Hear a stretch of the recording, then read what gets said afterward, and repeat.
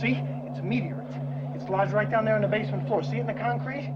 Look, Fred, that thing down there could be dangerous. That's why I've got this. What are you gonna do? Stab a meteor? Butt out. Come on, Mike, let's go. I'm right behind you.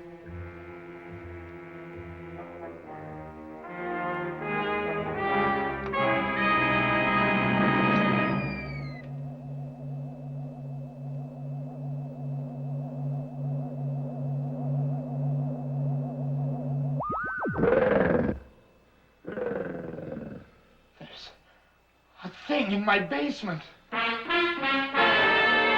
Sometimes there's worse things in your basement than litter boxes and leaky furnaces.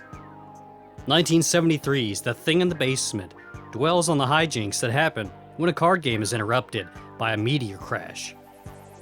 Scared, the players set aside their cards and become involved in a more dangerous game with whatever it is that came down with the meteor. Will they survive the coming close encounter? The Thing in the Basement is amazing. I love how accomplished it is on such a limited budget. According to my research, the movie was filmed in the filmmaker's home by the actors themselves, and with the Thing suit being made by the director's wife out of nylon and rubber furnace insulation. It's hard to tell that this short was filmed in 1973. I guess the film quality was preserved and improved on in 1985 when the short was released on the home market as Fright Show or Cinemagic, depending on which release you get. But the original 16mm print is pristine in any case and excellently shot. The story itself and its presentation are, in my opinion, perfect. I love the idea of an alien creature in a completely domestic setting.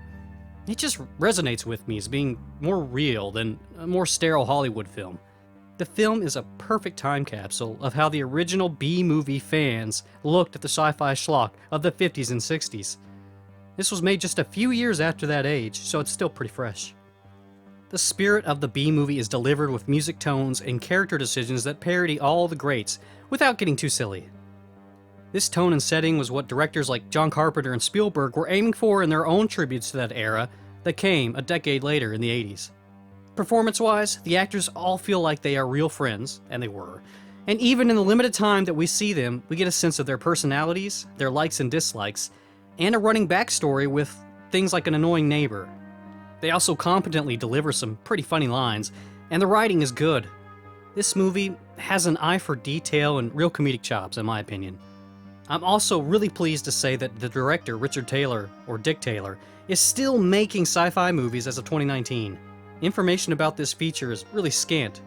But if you manage to get early copies of Don Dohler's Cinemagic magazine, the original run, you can see how this film was made in its entirety. As for watching it, it's readily available on YouTube. I give this one 5 drunken friends coming out of the bathroom out of 5. Check it out.